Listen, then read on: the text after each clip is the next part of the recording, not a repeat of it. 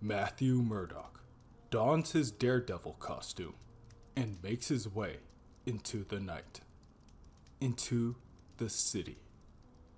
She greets Daredevil with a blast of wind and her endless, angry roar.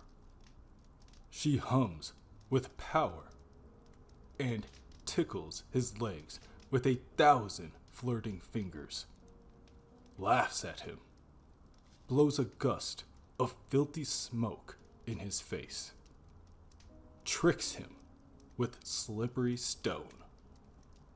Daredevil rattles her windows with delight as he moves across her, feeling her warmth.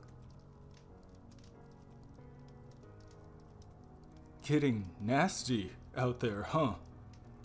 Foggy stutters nervously. Boy, seems like just yesterday it was fall.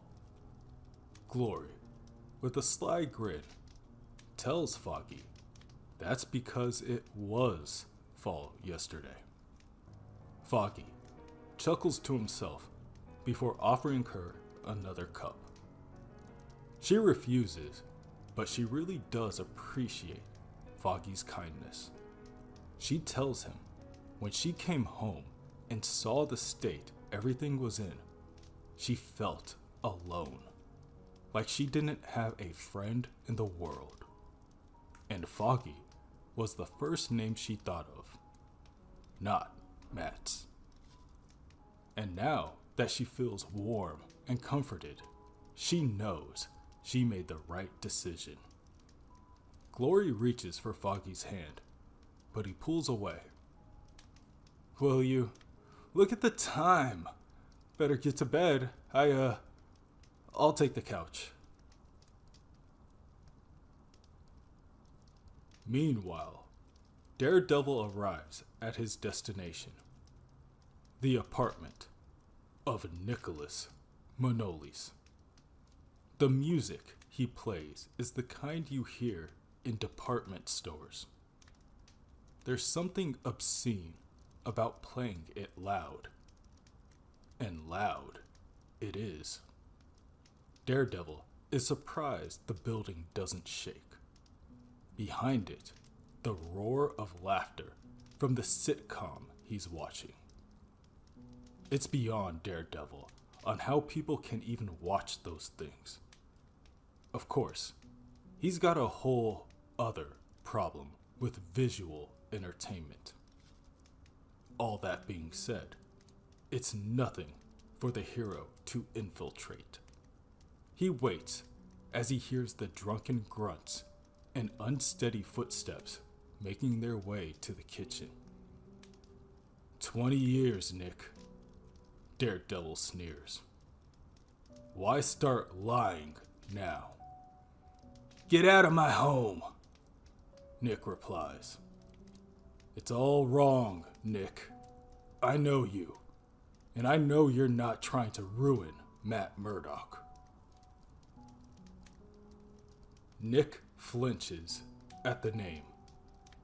Daredevil smells his oily, guilty sweat.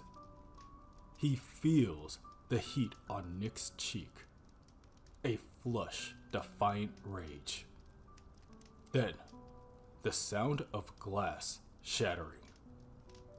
The sound belongs in a South Street bar. Nick stands there, clenching a broken liquor bottle before slashing the broken edges at the hero. Daredevil knows he could force the truth out of Nick, but, tough as he is, Daredevil would have to torture him. And there's part of Daredevil that thinks Nick deserves that. The hero easily counters the drunken assault, flipping Nick onto a nearby table. I said, get out of my home! He shouts, only to find that the hero is already gone. So, Nick does what he is instructed. He makes the call. He showed up. Yeah, Daredevil. I did what you said. About my boy. Doctor said he's gonna need treatment soon. He goes on about his boy and how he'll say whatever they want him to say at the hearing. A symphonic version of the theme to Kojak is getting into full swing, so Daredevil misses the voice on the other line. It's hard to stomach the Muzak or Nick's whining.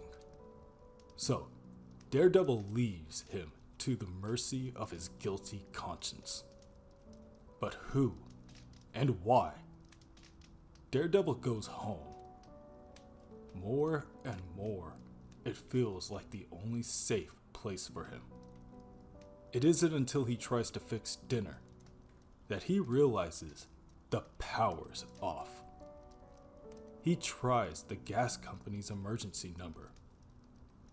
His phone's been disconnected. He lays down in bed. It's been a day. The next morning, the first thing Foggy Nelson feels is an irritating knot at the base of his skull. He forgets it as soon as he smells the frying bacon and eggs and pancakes. Foggy thinks he's died and gone to heaven. He must have. That's an angel standing before him. She glances at him. He feels her smile before he sees it. She doesn't say a word. Then, the call comes, and she answers. Nelson residence. Oh, Matt. No, you didn't miss die. I'll put him on. The angel hands over the phone. Matt, hi. Listen, the craziest thing happened last night. What? Hard to hear you. Matt, where? A phone booth? At this hour? What? Did you say grand jury? No, I hadn't heard. Oh, golly. Oh, golly. The next few weeks go poorly for Matthew Murdock. He writhes like a fly in a spider's web. His web, thinks the Kingpin. So carefully woven, so neatly placed. Kingpin's plant at the law library reports to the crime lord of Murdock's days spent with his partner beyond all fatigue, striving to form a defense against the perfect frame. Photographs taken by telescope, for the man's defenses are yet unknown, provide a stop-motion study of Murdock's deterioration.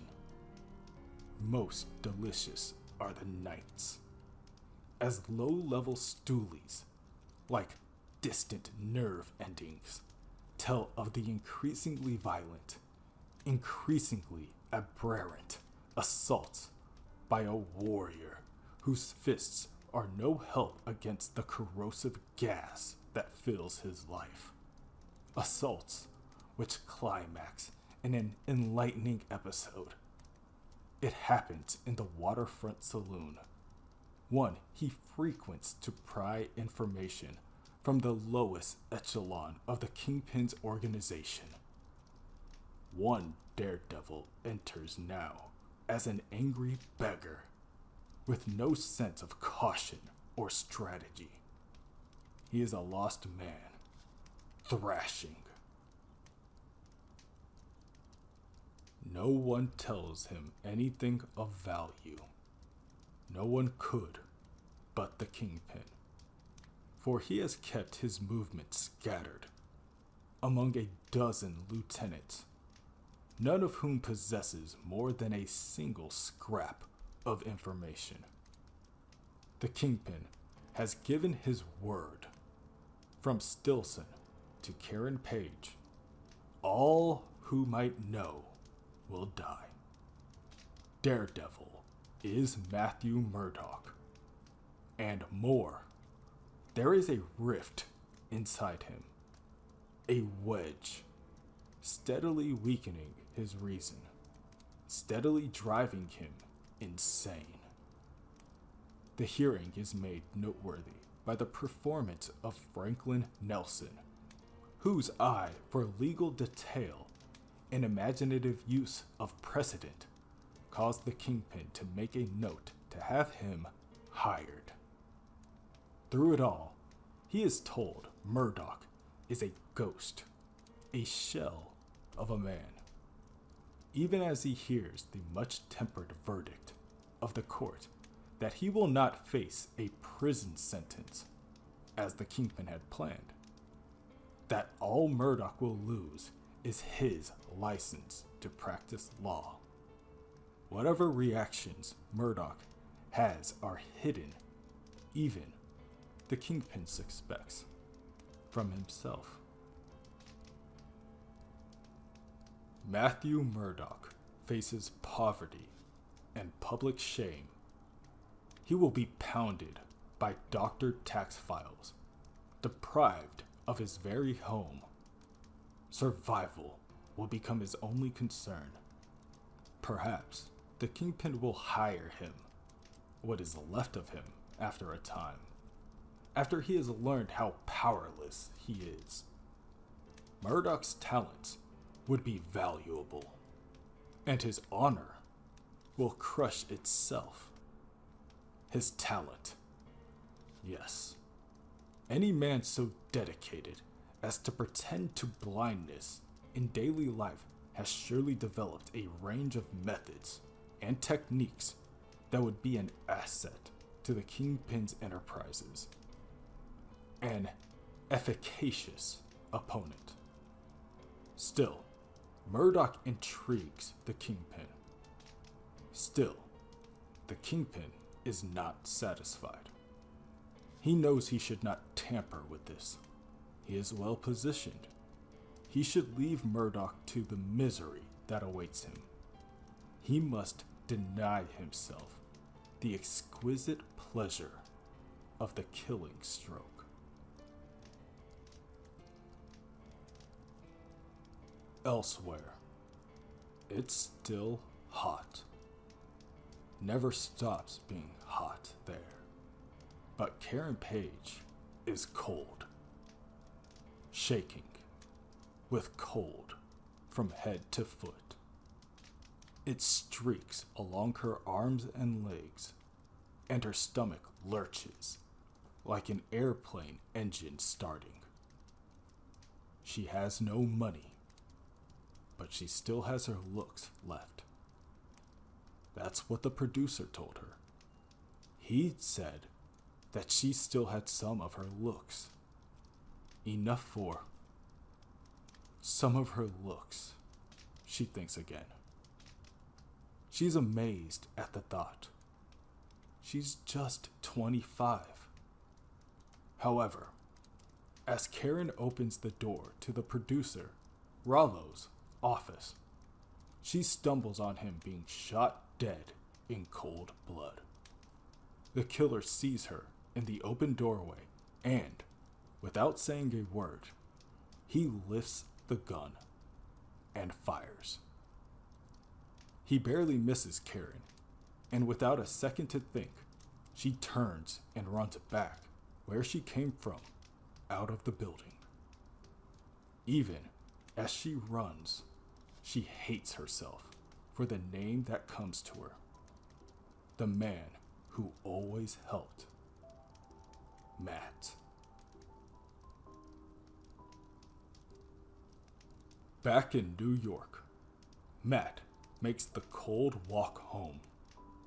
The notice of foreclosure sits too big in his jacket pocket. He's got 30 days to avoid repossession by paying out the money the IRS won't let him near. 30 days and $10 in his wallet. And he's not a lawyer anymore. But he's not defeated either.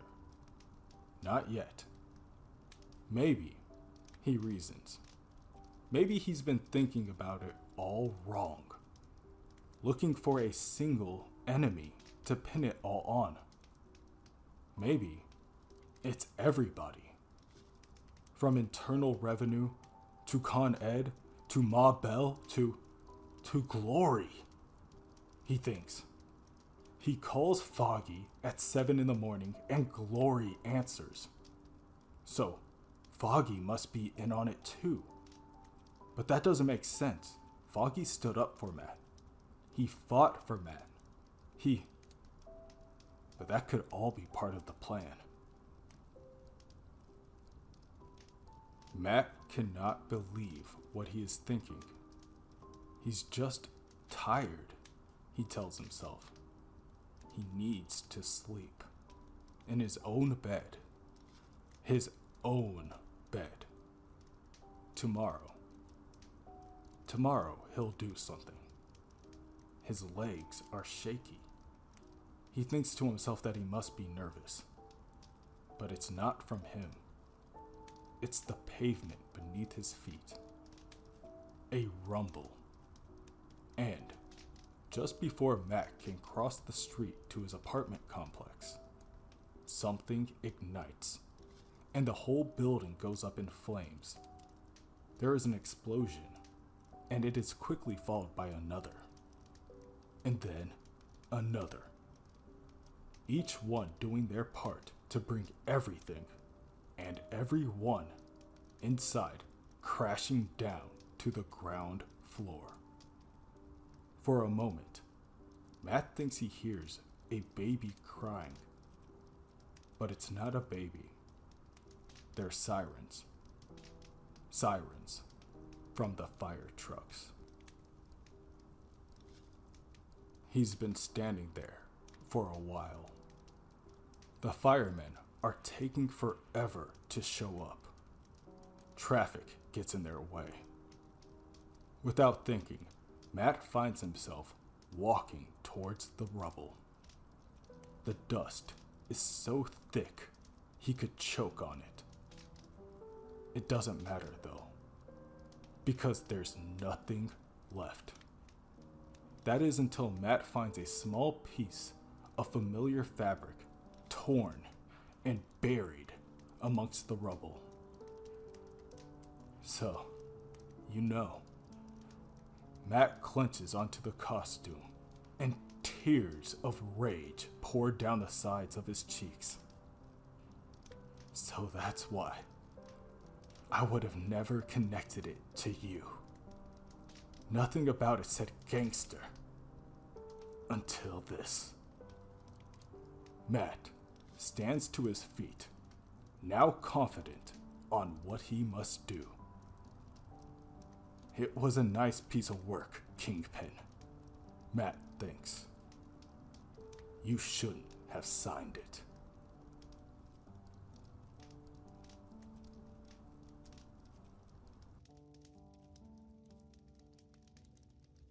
Hey everyone, this is Corey from The Overlook, where we go over the books you may have overlooked. If you made it to this part of the video, I wanted to say thank you, and don't forget to like, comment, and subscribe. A little bit goes a long way. Well, I hope everyone has a great rest of the night.